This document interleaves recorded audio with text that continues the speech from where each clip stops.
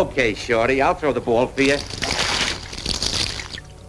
Oh, I got you all wet, didn't I? Well, I'll fix you up. Come up here, Shorty boy.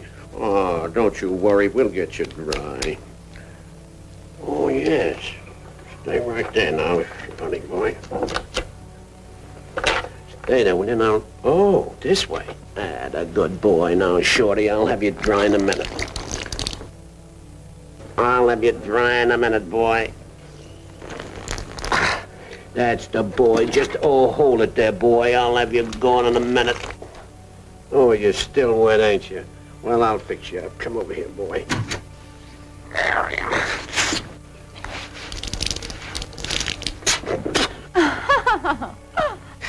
Oh, there you are.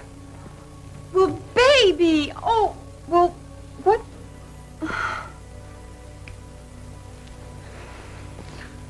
Well, today's preservation workshop topic is not going to be about soggy dogs. It's going to be about soggy papers. But I thought you all would enjoy that little clip from He Cooked His Goose, a 1952 Three Stooges comedy short. That was Shemp Howard. I'm Sue Taylor, Chief Curator for the New Mexico Museum of Space History. And today's topic is going to be about what happens to books and paper when they get wet. I know that we live in the desert, but that doesn't mean we can't have flash floods or flooded basements from broken pipes. Let's start learning about how we can save things that get wet. Yes, flooding can happen anywhere. Maybe not to this extent, but when it happens, you feel that it's a deluge. Look at the recent photos of the hurricanes that have just hit Louisiana, and you'll see what I mean. Whether it be from a flash flood or broken pipes, or even just rain coming in through an open window, the most vulnerable will be papers and books. Wet paper usually looks like this. If an important paper or document recently sustained water damage, you can take several steps to restore it. By air drying or freezing the paper, you can minimize serious damage and preserve it in as good condition as possible. You'll see how in a few minutes. A book that has fallen into water or has gotten soaked in a flood will be rather soggy. Let's start with the tools that you will need to start saving your wet stuff. Paper towels are a must, either a roll or the folded type, an oscillating or swivel fan, your refrigerator freezer, or if you have one, a chest freezer. You'll find out why. A sink that has a good stopper that will hold water. Finally, wax paper. Let's start with wet paper. Try air drying if you have a small number of papers to restore. Air drying is ideal if you have 200 or fewer documents because you'll be able to pay direct attention to them as they dry. If you have a larger number of wet papers, try freezing them instead. More on this later. Lay your wet paper on a flat surface. Drying paper can take several hours, so choose a surface where they can lie undisturbed. If the papers are loose leaf, lie them down flat and apart from each other. Bound papers or documents with multiple papers should be placed together but apart from separate papers.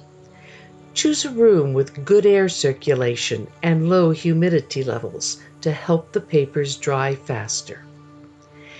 Dab the wet paper with a towel. Soak away any excess moisture with the towel so the paper can dry faster. Instead of rubbing, which can damage the wet paper, dab it gently and carefully. If your document has multiple papers, insert a paper towel every 10 pages. Do not separate severely wet sheets if your document has multiple papers.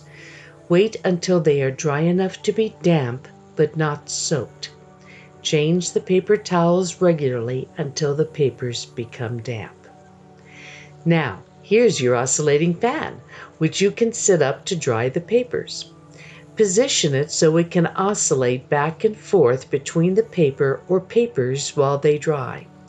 Do not aim the fan directly at the papers to ensure that they dry as evenly as possible. Once your document dries enough that the papers are damp instead of wet, weigh them down with a flat, sturdy object until they dry. If your document is bound or has multiple pages, sandwich each page with a paper towel. A large book that you don't need to keep in mint condition or paperweight could both work as sturdy objects. Here's where your freezer comes in. If you have more than 200 loose leaf or bound papers to save, try freezing the papers instead of air drying them. Freezing will keep the papers from warping until you have time to fix them. Freeze your papers as soon as you notice the damage to keep them in the best condition possible. Before putting the papers into your freezer, slip them into a Ziploc bag. If time permits and the papers are not sopping wet, interweave wax paper or paper towels between every 10 pages. If the papers are soaking wet, do not try to separate them or break them into smaller stacks. Put them in the freezer until you're ready to air dry them. The freezer's temperature should be at or below minus 10 degrees Fahrenheit or minus 23 degrees Celsius. Let the papers freeze completely and take them out in batches of 200 pages or fewer when you're ready to dry them. Although it depends on how wet your papers are and how many papers you're freezing, this should take at least several hours. When your papers are no longer soaking wet or damp but feel frozen solid, remove a bag of papers from the freezer. Take out up to 200 pages at a time from the freezer to begin drying them. Do not try to pry stacks of paper apart until they are damp and no longer frozen. You can air dry the paper using the same method you would for damp papers. If you have delicate papers with water-soluble inks, watercolors, or coated papers, you might want to have them freeze-dried. By placing the document into a freeze dryer, it can remove any moisture and prevent water damage as it melts. Contact your local art or historical conservation center or museum conservation department. For books, the procedures are nearly the same as for paper. Begin by laying down paper towels. Put the closed book on top, and then put more paper towels on top. Gently press down. Open the book and interleave paper towels every 10 pages or so to about halfway through the book. Don't open the book any more than 90 degrees. When wet, the binding is very brittle. Again, gently press down.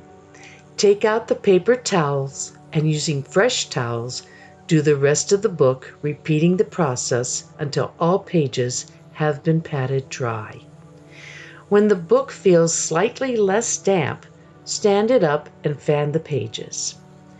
Bring out your fan and set it up in front of books either overnight or until dry. When dry, close the book and place it between two heavy boards, such as cutting boards that you have in your kitchen. Using bricks covered in cloth or paper, weigh the top board down. This will press the book back into shape. If possible, use a book press. I hope that you enjoyed today's preservation workshop topic on soggy papers. What to do with them, how to dry them, how to save them. Thank you for joining me today. Sue Taylor, Chief Curator for the New Mexico Museum of Space History. Please go to the museum's YouTube page or even Facebook page, where you can see other videos, not just on preservation workshops, but education as well. Stay home, stay safe, and stay well.